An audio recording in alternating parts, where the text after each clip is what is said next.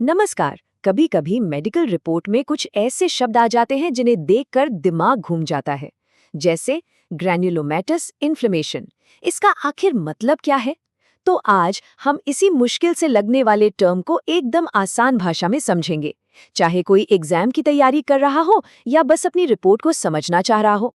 तो सोचिए जरा, किसी की बायोप्सी रिपोर्ट आती है और उसमें ये लाइन लिखी होती है। अब दिमाग में सबसे पहले क्या आएगा? अरे ये टीबी तो नहीं, कहीं ये कैंसर तो नहीं है, या फिर कोई और ही इन्फेक्शन है? ये एक बहुत ही कॉमन कंफ्यूजन है और आज हम इसी गुत्थी को सुलझाने वाले हैं। ठीक है, तो चलिए इस केस की जांच शुरू करते हैं। इस पूरी पहेली को सुलझाने के लिए हमें सबसे पहले इसके मेन कैरेक्टर यानी ग्रैनुलोमा को समझना होगा। ये है क्या भला आखिर? इसे समझने का सबसे सिंपल तरीका है ये। सोचिए कि हमारा शरीर एक किला है और कोई दुश्मन अंदर घुस आया है। अब अगर हमारे सैनिक यानी इम्यून सेल्स उस दुश्मन को मार नहीं पा रहे तो वो क्या करेंगे? सिंपल, वो उसके चारों तरफ एक दीवार बना देंगे, उसे वहीं कैद कर लेंगे ताकि वो और फैल ना सके। बस इसी घेराबंदी को, इसी जेल को हम ग्रैन्युलोमा कहते हैं। और हाँ, अगर एग्जाम के लिए इसकी किताबी परिभाषा चाहिए तो वो ये है। ये एक तरह का क्रॉनिक इन्फ्लेमेशन है, मतलब लंबे समय तक चलने वाली सूजन की प्रतिक्रिया, जिसमें हमारी इम्यून सेल्स मिलकर एक छोटी सी गांठ बना लेती हैं ताकि किसी बाहरी चीज को वहीं पर रोक दिया जाए।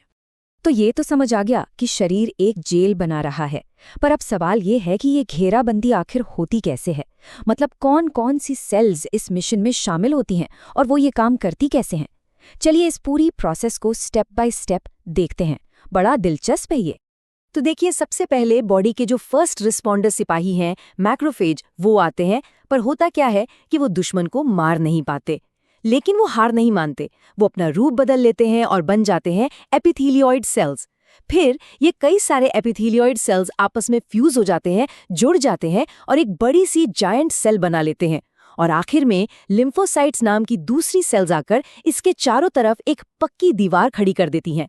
बस हो गया तैयार हमारा ग्रैन्युलोमा। तो यहाँ सबसे ज़रूरी बात जो याद रखनी है वाइवा या किसी भी प्रैक्टिकल एग्जाम के लिए, कि एक ग्रैन्युलोमा के 3 हीरो हैं: एपिथेलियोइड सेल्स, जाइंट सेल्स और लिम्फोसाइट्स। अगर ये तीनों दिख रहे हैं तो मतलब वो ग्रैन्युलोमा है। सिंपल। अच्छा, हमने ये तो देख लिया कि शरीर दीवार कैसे बनाता है, पर ये दीवार बनाने की नौबत आती ही क्यों है? वो कौन से दुश्मन हैं जिनके लिए शरीर को इतनी मेहनत करनी पड़ती है? चलिए अब जरा उन यूजुअल सस्पेक्ट्स की लिस्ट पर नजर डालते हैं। इस लिस्ट में टॉप पर है ट्यूबरकुलोसिस यानी टीबी। ये इसका सबसे कॉमन कारण है। इसके अलावा लेप्रेसी, सार्कोइडोसिस, कई तरह के फंगल इन्फेक्शंस और यहाँ तक कि शरीर में चुभा हुआ कोई कांटा या सर्जरी के बाद रह गए टाके भी ग्रैनुलोमा बनवा सकते हैं। अब आते हैं इस पूरी इन्वेस्टिगेशन के सबसे जरूरी मोड़ पर। डॉक्टर को कैसे पता चलता है कि असली बीमारी कौन सी है? इसका सबसे बड़ा सुराग मिलता है खुद ग्रैन्युलोमा के टाइप से।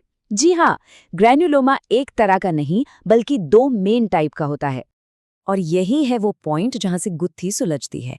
जब पैथोलॉजिस्ट माइक्रोस्कोप के नीचे देखते हैं तो अगर ग्रैन्युलोमा के सेंटर में चीज जैसा गला हुआ मटेरियल दिखता है, इसे खेजिएटिंग नेक्रोसिस कहते हैं, तो पहला शक सीधा टीबी पर जाता है। और अगर ग्रैन्युलोमा एकदम साफ सुथरा है, बीच में कोई नेक्रोसिस नहीं है, तो उसे कहते हैं नॉन केजिएटिंग।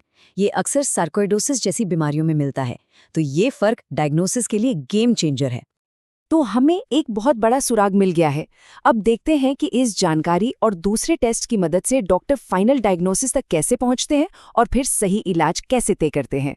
देखिए, कंफर्म करने के लिए कुछ टेस्ट किए जाते हैं। सबसे पहले उस जगह से एक छोटा सा सैंपल लेते हैं जिसे बायोप्सी कहा जाता है। फिर उसे लैब में माइक्रोस्कोप के नीचे देखा जाता है, जिसे हिस्टोपैथोलॉजी कहते हैं। अगर टीबी का शक है तो ज़ेडन स्टेन जैसे स्पेशल रंगों से उसे कलर करके देखा जाता है। और अगर फेफड़ों का मामला है तो चेस्ट एक्सरे तो ज़रूरी है ही। और यहाँ एक और बहुत ज़रूरी बात समझनी है। इलाज कभी भी ग्रैन्युलोमा का नहीं होता। अरे वो तो बस एक लक्षण है, एक सिग्नल है। इलाज हमेशा उस असली बीमारी का होता है जिसकी वजह से ये ग्रैन्युलोमा बना है। बिल्कुल सीधा सा हिसाब है। जैसा कारण वैसा इलाज। अगर वजह टीबी है तो टीबी की दवाएं चलेंगी, अगर कोई फंगल इन्फेक्शन है तो एंटी फंगल दवाएं दी जाएंगी, और अगर सार्कोइडोसिस डायग्नोस होता है तो अक्सर स्टेरॉइड्स दिए जाते हैं। तो इस पूरी बातचीत का निचोड़ बस इस एक लाइन में है। याद रखिए, जब शरीर दुश्मन को खत्म नहीं कर पाता तो वो उसे चारों तरफ से घेर लेता है। बस यही घेराबंदी, यही डिफेंसिव दीवार ग्रैन्युलोमा है। ये हमारे शरीर का लड़ने का एक बहुत ही स्मार्ट और अनोखा तरीका है।